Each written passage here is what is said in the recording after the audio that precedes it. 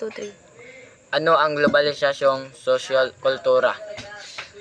Ang globalisasyong social kultura ay tumutukoy sa proseso ng pagkakaisa at pagkakalat ng mga kultura, tradisyon at mga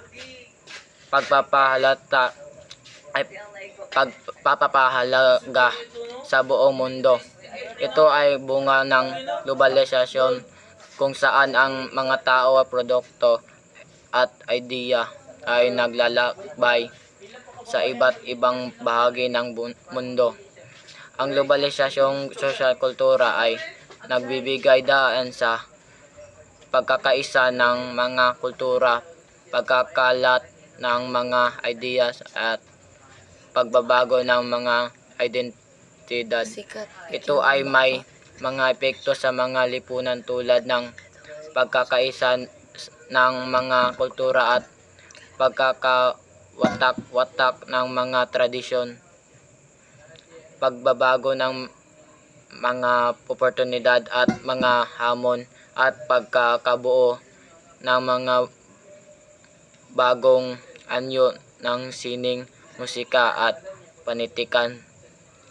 Sa ganitong paraan, ang globalisasyong social kultura ay nagbibigay daan sa mga pagbabago at impluwensya sa mga kultura, tradisyon at mga pagpapahalaga ng mga lipunan.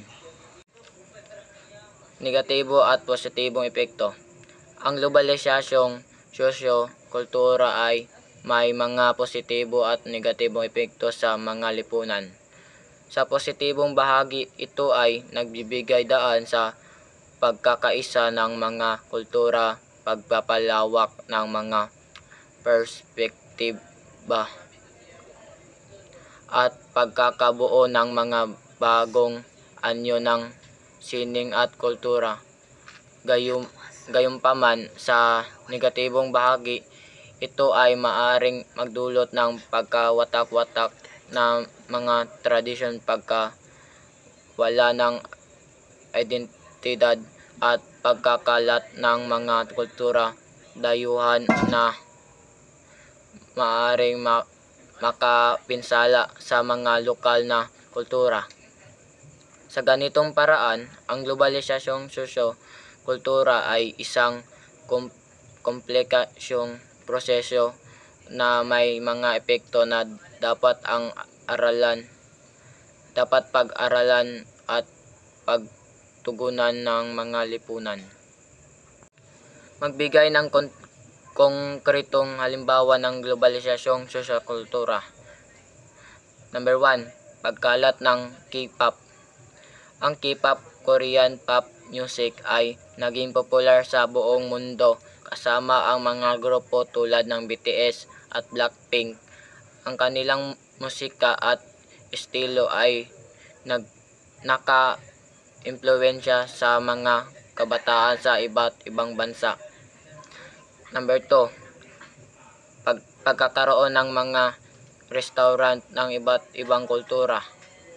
Ang mga restaurant ng iba't ibang kultura tulad ng sushi sa Pilipinas o pizza sa Japan ay nagpapakita ng pagkakaisa ng mga kultura o pagkain. Number 3, pagkalat ng mga pelikulang Hollywood. Ang mga pelikulang Hollywood ay nakikita sa mga sinihan sa buong mundo at ang mga aktor at aktres ng Hollywood ay nakikilala sa iba't ibang bansa. Number 4, pagkakaroon ng mga fashion trend mula sa iba't ibang bansa.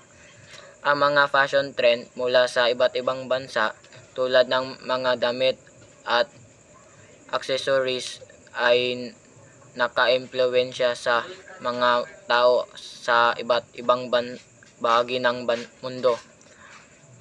Number 5, pagkakaroon ng mga social media platform. Ang mga social media platform tulad ng Facebook, Instagram at Twitter ay nagbibigay daan sa mga tao sa iba't ibang bahagi ng mundo na ugnayan at makipagbahagi ng mga ideya at kultura.